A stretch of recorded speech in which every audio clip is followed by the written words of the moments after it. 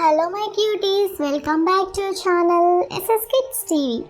ఇవాళ చెప్పబోయే కథ పేరు సహజ గుణం. ఒక అడవిలో ఒక ఎలుక మెల్లగా సాగిపోతూ ఉంది.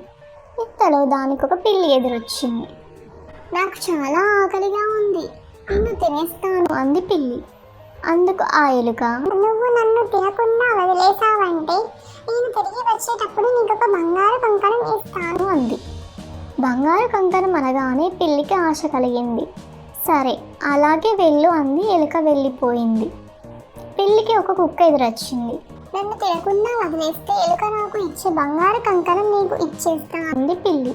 సరేనంది కుక్క. కుక్కకు ఒక తోడేలు ఎదురొచ్చింది. నన్ను తినకుండా వదిలేయి, నీకు బంగారు కంకణం ఇస్తాను అంది కుక్క. తర్వాత తోడేలుకు ఒక సింహం కలిసింది. ముందు చెప్పిన జంతువుల లాగానే తనను వదిలేస్తే బంగారు కంకణం ఇస్తానన్నది తోడేలు. సింహం కూడా వదిలేసింది. సింహం తిరిగి చూసేటప్పటికి అక్కడ ఒక మనిషి బాణం గురిపెట్టి నిలబడి ఉన్నాడు. తనను వదిలేస్తే బంగారు కంకణం ఇస్తానంది సింహం. ఎలుక పిల్లికి బంగారు కంకణం తెచ్చి ఇచ్చింది. పిల్లి ఆ కంకణం తీసుకొని నోటి దగ్గరికి వచ్చిన ఆహారాన్ని వదులుకోవడం ఎందుకులే అని ఎలుకను తినేసింది.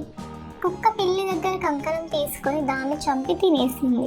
తోడేలు కుక్క దగ్గర కంకణం తీసుకొని దాన్ని తినేసింది.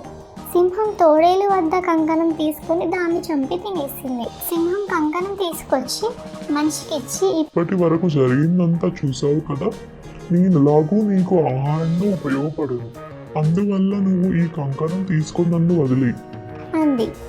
అందుకు అతను, ఓసి వెర్రి సింహమా, జంతువుల ఆహారం కోసం చంపుతాయి, కానీ మనిషి తన రక్షణ కోసం చంపుతాడు అంటూ సింహంపై బాణం కుడిచేసి వదిలాడు. సింహం చచ్చిపోయింది. బాగుందా పిల్లలు ఈ నీతి కదా? Thank you for watching. ఈ వీడియో నచ్చితే లైక్ అండ్ సబ్స్క్రైబ్ చేసుకోండి. ఉంటా మరిన్ని కథలతో మీ ముందుకు వస్తాను. అంతవరకు బాయ్.